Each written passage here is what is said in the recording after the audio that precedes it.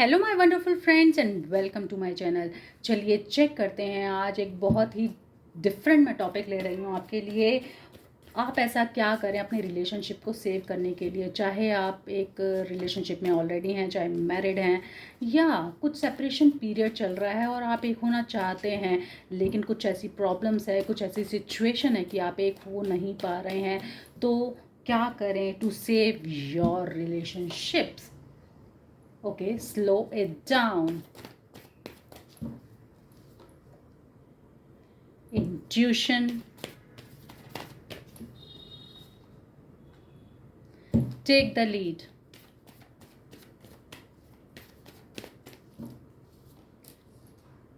Change your tune.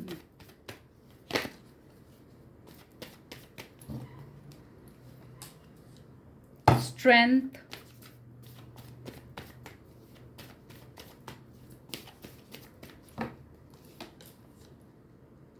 Accept responsibility.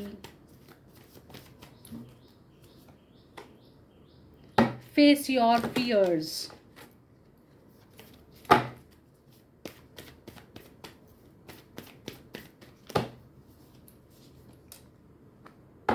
Higher power.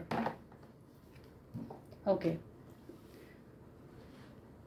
अपने ऊपर work करना बहुत ज़रूरी है अपने रिलेशनशिप को बचाने के लिए। कई बार होता है हम अपने अकॉर्डिंग चलते हैं, मतलब हम ये नहीं सोचते कि हमारा पार्टनर हमसे क्या चाहता है, क्या नहीं चाहता है। हम जस्ट अपने अकॉर्डिंग चलना चाहते हैं। लेकिन कभी कभी रिलेशनशिप्स ऐसे होते हैं कि हमें दूसरे के बारे में भी सोचना पड़ता है। मतलब ये सोचना पड़ता है कि दूसरे को हमसे क्या चाहिए, अपने पार्टनर को क्या चाहिए। तो just work accordingly, slow it down. अगर आपका जो रिलेशनशिप है उसमें कुछ भी प्रॉब्लम चल रही है ना, तो just think about it. Meditate कीजिए, बैठिए आराम से, अपने जो पार्टनर है उनसे बातचीत कीजिए, पूछिए कि उनको क्या प्रॉब्लम है, क्या प्रॉब्लम, मतलब क्या ऐसी बात है कि आप दोनों एक ऐसे मोड़ पर आ गए हैं कि आप अलग होना चाहते हैं।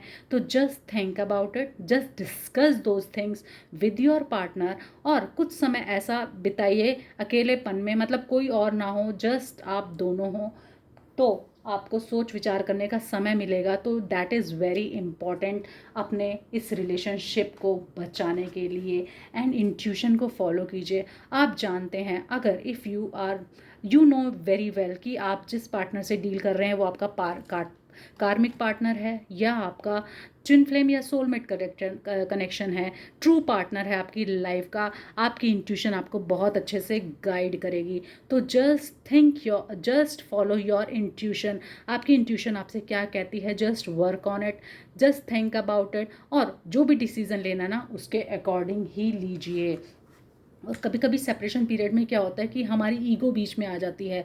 तो ईगो को बीच में मत आने दीजिए, just take the lead, initiative लेना सीखिए। क्योंकि आगे बढ़कर, अगर आप आगे बढ़कर इस रिलेशनशिप में कुछ मतलब ऐसा करते हैं कि बस दोनों एक हो जाएं, तो ये बहुत ही अच्छे के लिए होगा। तो just think about it and take the lead. अपने पार्टनर से बात कीजिए और डिस्कस कीजिए जो भी प्रॉब्लम्स हैं, और फेस योर फियर्स। आप दोनों के बीच में जो भी लड़ाई झगड़े हैं, जो भी प्रॉब्लम्स हैं, जो भी चैलेंजेस आप दोनों फेस कर रहे हैं, तो उनको मतलब बैठ के सुलझाइए।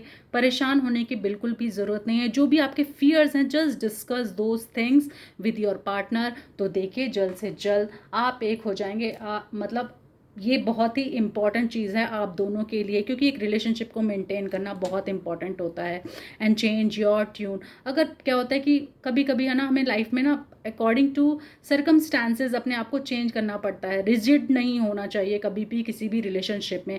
जहाँ पर हम रिजिड हो जाते हैं ना, तो वहाँ पे हम स्टक हो जाते हैं।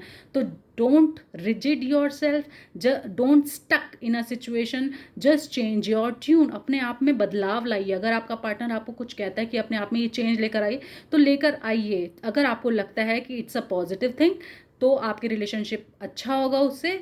तो just change the thing, change the atmosphere, और कुछ बाहर जाइए घूमने फिरने। तो देखिए अपने आप सब कुछ ठीक होता चला जाएगा। स्ट्रेंथ बनाकर रखिए इस रिलेशनशिप में, दैट इज़ वेरी इंपॉर्टेंट। एक दूसरे में विश्वास बना के रखिए और एक्सेप्ट कीजिए रिस्पॉन्सिबिलिटीज़ को। कुछ भी गलत होता है ना, तो हम एक दूसरे पर टालने की कोशिश करते हैं। Don't do that. आप एक्सेप्ट कीजिए रिस्पॉन्सिबिलिटीज़ को, जो भी किया है उसके कॉन्सिक्वेंसेस हमको ही भुगतने होते हैं। तो just think about them and accept those responsibility and work on them. उनको चेंज कीजिए ताकि वो दोबारा ना हो, और अपनी हायर सेल्फ से कनेक्ट होइए। जब तक आपकी खुद की इनर बैलेंस नहीं होगा, जब तक आपकी divine masculine feminine energies balance नहीं हो पाएगी, तब तक आप पार्टनर से भी अपने आप कनेक्ट नहीं हो पाएंगे। तो it's very important to align yourself. तो तभी आप अपने पार्टनर से कनेक्ट हो पाएंगे, उनको समझ पाएंगे इजीली कि वो क्या चाहते हैं। तो these things are very important to save your relationship.